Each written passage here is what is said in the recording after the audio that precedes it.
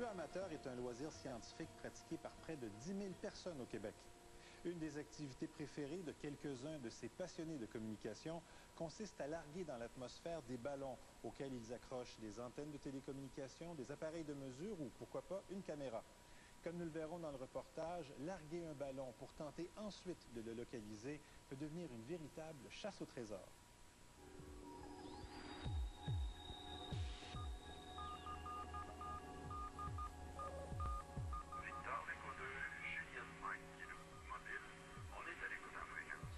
Mon nom est Jean Massicotte, je suis radioamateur. Mon indicatif d'appel est Victor Echo 2, Juliette Mike Kilo. Au Canada, les radioamateurs ont tous le VE ou VA comme préfixe de leur indicatif d'appel. Le chiffre 2 correspond à la province de Québec et les 3 dernières lettres, Juliette Mike Kilo, JMK, sont uniques à moi.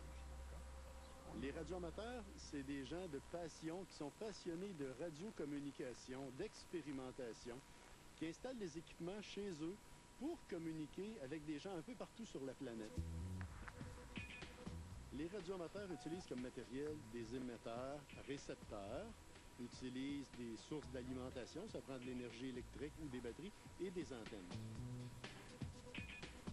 C'est par l'antenne que les ondes radio vont être diffusées et ça va multiplier le signal qui est transmis.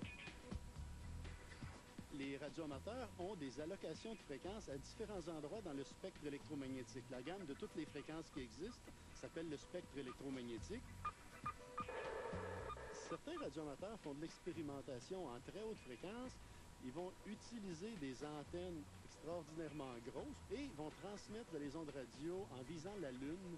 Et la Lune sert de miroir, de réflecteur pour les antennes. Et une autre station, qui est située complètement de l'autre côté du globe, va pouvoir les recevoir.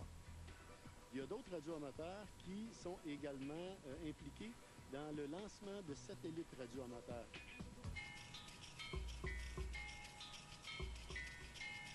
Le BRAC, pour Ballon Radioamateur Québec, c'est un groupe de personnes de radioamateurs dont le loisir principal consiste à lancer des ballons équipés de GPS, transpondeurs radio, balises radio, et qu'on s'amuse à poursuivre et à essayer de récupérer par la suite.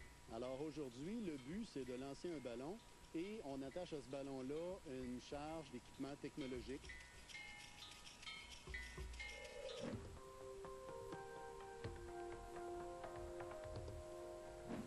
Dans le premier module, on a l'alimentation constituée de 8 piles. Il y a une balise morse qui envoie les signaux au sol. Alors, la balise morse transmet un signal radio qu'on va pouvoir recevoir avec nos antennes directionnelles et nos radios. Et ça va nous permettre d'identifier l'endroit où se trouve la charge utile, le ballon, une fois qu'il est revenu au sol. Le code morse est une façon de transmettre, de communiquer que les radioamateurs utilisent et qui est compris par tous les radioamateurs à travers la planète. Le deuxième module, ici, on a des GPS reliés au radio qui, lui, va envoyer la position continuellement au sol. On ajoute aux 2 premiers modules un 3e module qui est une caméra avec son contrôleur. Cet appareil-là va prendre des photos à peu près toutes les 10 secondes de ce qu'elle voit. On relie le parachute à la charge qui, lors de la séparation, va le tirer en dehors de son enveloppe. Alors, le ballon est gonflé à l'hélium. Le ballon va monter possiblement jusqu'à 70 000 pieds et il va nous transmettre sa position grâce au GPS et aux radios qui sont à bord. Si jamais le GPS ne fonctionne pas ou le radio ne fonctionne pas, on a une balise qui transmet en code morse qui, elle, va fonctionner de façon autonome et nous permettre de récupérer les équipements. 5, 4, 3, 2, 1, c'est parti! Et il est parti!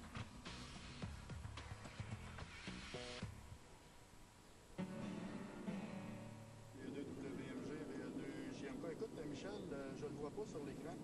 Est-ce que tu peux me dire si tu le vois de ton côté? J'ai aucune réception du ballon à toi. C'est négatif, négatif. Le GPS a fonctionné comme dans le premier 5 minutes environ. Et ensuite, les 2 GPS semblent avoir cessé de fonctionner.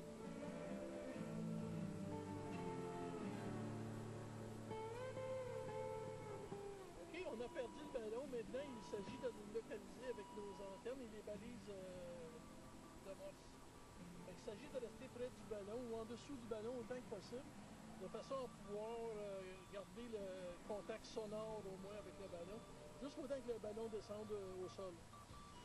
Alors, je le vois. Je le vois, je l'ai en visuel.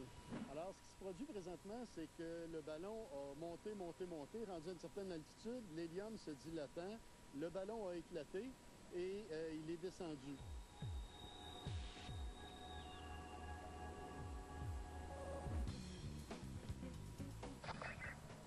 Il est dans le bois, ça, c'est pas mal dur. Il est à ma droite et très près.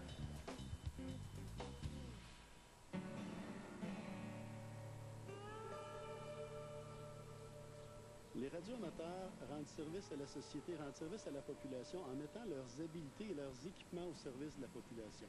Quand il y a eu le verglas en 1998, la Montérégie était passablement isolée. Beaucoup de municipalités n'avaient plus aucun moyen de communication. Des radioamateurs ont pris leurs propres équipements et se sont rendus dans les centres d'urgence municipaux et ont établi des communications entre les responsables de la municipalité et le ministère de la Sécurité civile, qui ont permis d'obtenir des évacuations médicales, des soins médicaux, des approvisionnements, des lits de camp, etc. Alors, ça fait plaisir aux radioamateurs de mettre leurs compétences, leurs équipements au service de la population.